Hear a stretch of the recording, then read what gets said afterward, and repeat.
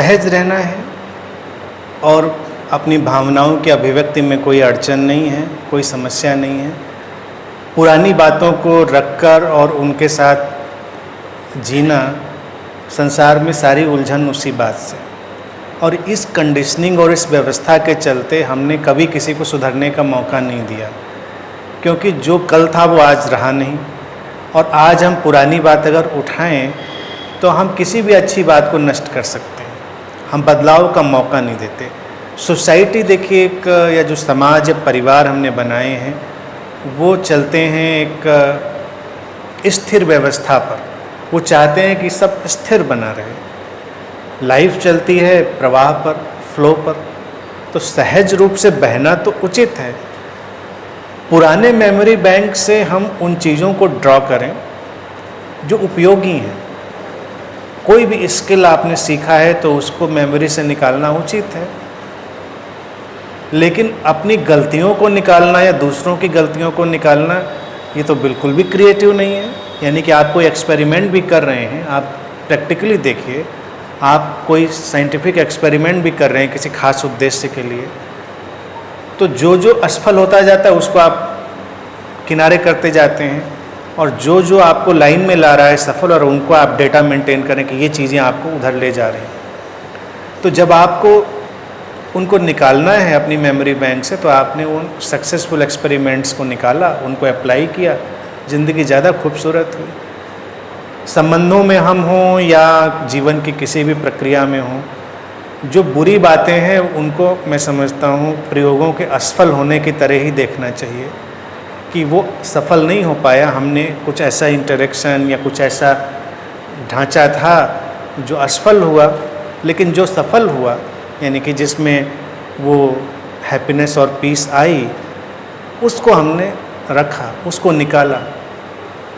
परिवार सुंदर हो जाएंगे। समाज में भी देखिए, समाज में भी हम लेबलिंग करना चाहते हैं, हर इंसान को लेबल करनी, ये है, ये है, ये। अब लेबलिंग भी कितनी फ़नी है। किसी की दो बातें आपको पता चल जाएं तो आप लेबल कर देते हैं। वो बदल चुका हो, आप बदलने का मौका नहीं देते। जैसे मैं कितनी बार कहता हूँ, जो हमारा लीगल सिस्टम है वो कितना पैथेटिक है।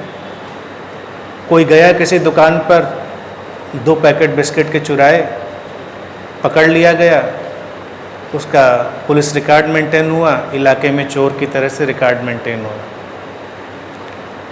और जो पूरी की पूरी फैक्ट्री चुरा ले गया, कहीं रिकॉर्ड में नहीं आया, वो वाइट का अलर्ट बना रहा, चोर का उस पर लेबल नहीं आया।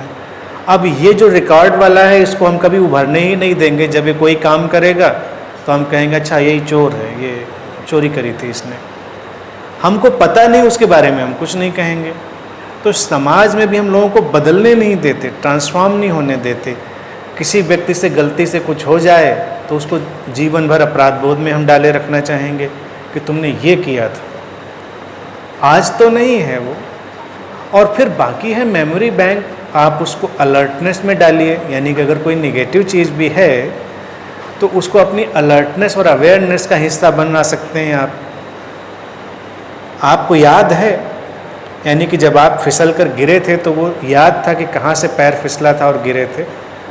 बाकी तो आप सीधे चल रहे हैं तो सीधे जा रहे हैं, लेकिन वो बात याद है आपको, तो आप फिसलेंगे नहीं, उम्मीद है।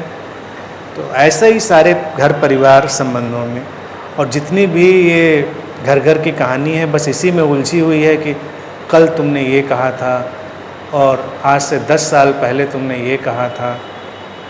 तो बदलने का जो स्पेस है हम उसको लगातार ख़त्म कर रहे होते हैं। बाकी सहज रहिए। सहजता में अगर गुस्सा भी आता है, किसी को आप डांट भी देते हैं, आप दुखी होते हैं, निराश होते हैं, तो ठीक है, मानवीय है। आध्यात्मिक होने का अर्थ, ध्यानी होने का अर्थ, संत होने का अर्थ ये नहीं कि आप प्लास्टिक के फूल हो जाएं, आप हमेशा एक ही जैसे, आप प्लास्टिक हो जाएंगे। तो बहुत सारे जो संत हैं वो प्लास्टिक सेंट हैं, कुछ होता ही नहीं। तो कुछ होता ही नहीं तब आप वैसे हमेशा बने रहेंगे। नहीं तो बदलाव है, फ्लो है, चीज़ें हो सकती हैं। कभी कभी आप डांट भी सकते हैं, कभी कभी निराश भी हो सकते हैं, कुछ भी हो सकता है, बट उसमें अटकिए नहीं। जो खूबसूरत है, सत्यम शिवम सुंदरम की जो अवधारणा है उसको विकसित करिए, बाकी जाने दीजिए चीज़ों को।